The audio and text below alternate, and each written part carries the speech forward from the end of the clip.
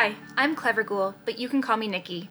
Welcome back to the channel! I've had this giant Easter egg for the last few years, and I knew I wanted to do something inspired by the Alien movie franchise with it. You know, some sort of xenomorph egg, but I wasn't quite sure what I wanted to do until now. Now this may be controversial, but I'm going to draw inspiration from the 1979 movie poster versus the eggs that are actually in the film. Now for those of you who may not be aware, the movie poster for Alien came out before they knew what the final design of the eggs were going to look like, but the imagery for that poster has always been burned into my brain. I love the green glow that emits from the egg. So in honor of that, I'm going to turn this giant Easter egg into an ovomorph lamp based on the 1979 Alien movie poster. Whew, that was a mouthful. Anyway, with all that being said, let's get into it. First, I cut a hole into the bottom of the egg using a hot knife. This is extremely dangerous, both because you're using a sharp blade and because it gets extremely hot. So please go slowly and do this over a heat-safe surface if you try to do this at home. Once I cut out the initial circle, I pulled my light out and placed it on top of the egg, and I realized that I needed to make the hole a little bit bigger. So I roughly marked the area with a Sharpie and then went back in with my hot knife. After cutting, I tested it again and the light fit perfectly. Next, while looking at a picture of the movie poster, I used a Sharpie to sketch on the crack. I then began to cut out the crack with a hot knife, and it was here that I realized I should have super glued the two halves together first before doing any cutting. Since I started cutting before I attached the two halves together, I ended up compromising the structural integrity of the egg itself, and it kept popping apart. So I turned off my hot knife and I pulled out some super glue and applied it along the interior where the eggs connect. Then I put the egg back together. I applied some on any cracks or openings, also just around that entire seam, and then used tape to really help those two halves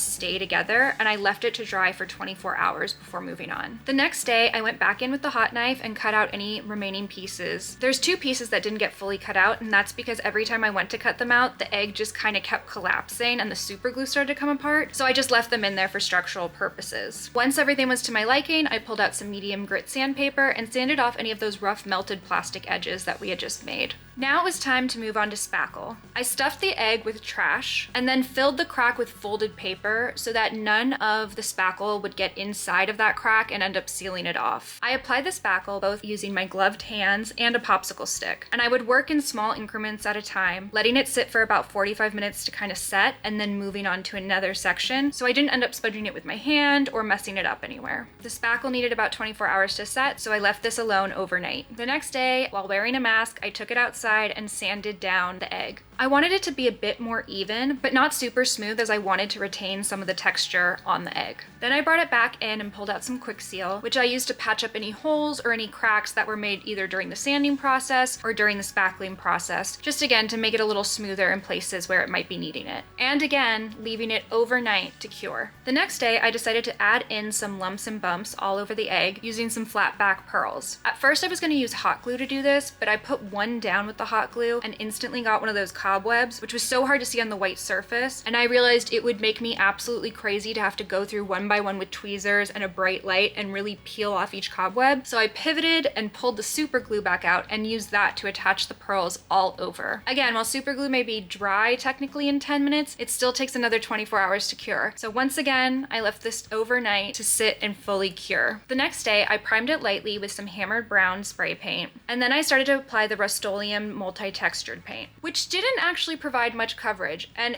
that makes sense to me now, but at the time I wasn't really thinking about it, and I kept getting frustrated with why did it feel like there wasn't enough coverage going on. The goal of that spray paint is really for texture, so you want to make sure you're really primed first and have a base layer on before you go in, and I hadn't done an opaque enough layer of primer for that to really hold on to. Also, I left this to dry, but when I went back to check on it later, I realized that the egg had kind of fallen over in the box I put it on, and when I went to move it, it ripped off part of the back where the plaster had been.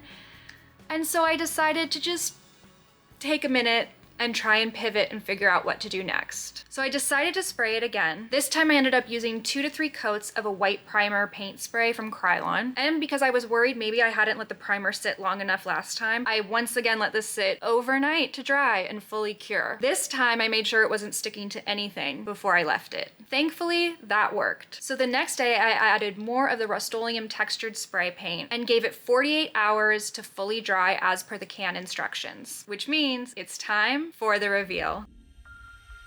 Here it is. If I'm being honest, this project tested my patience. It's been kind of cool and overcast where I live, and literally everything from the super glue to the spackle to the quick seal to the paint, everything felt like it took at least double the time it normally would for it to fully set and cure. In fact, I still haven't even sealed this yet. I will be using Krylon satin finish for it, but I'm waiting until it gets a little warmer and a little sunnier to do so because the amount of time I spent just waiting for paint to dry has aged me. Despite all that, I am pleased with the outcome of this project. I love the green light that emits from it, and I think that if you had seen this poster, or if you're someone who's a fan of horror movies or Alien in general, you would understand the reference if you saw it. Maybe that's just me because I see it and I instantly get it, but I think it reads well. I would love to make another one of these, really do a proper tribute to Alien and to H.R. Geiger and his design for the ovomorphs when they're open and really disgusting, but I worry that that might take a lot longer and maybe too gross for YouTube even. But we'll see what the future holds. Before I go, do you have a favorite film in the Alien franchise? Alien is one of my favorite movies of all time. I know a lot of people prefer the second one, Aliens, but for me, the first film is a masterpiece. I would like to know what your favorite is. If you have a strong opinion,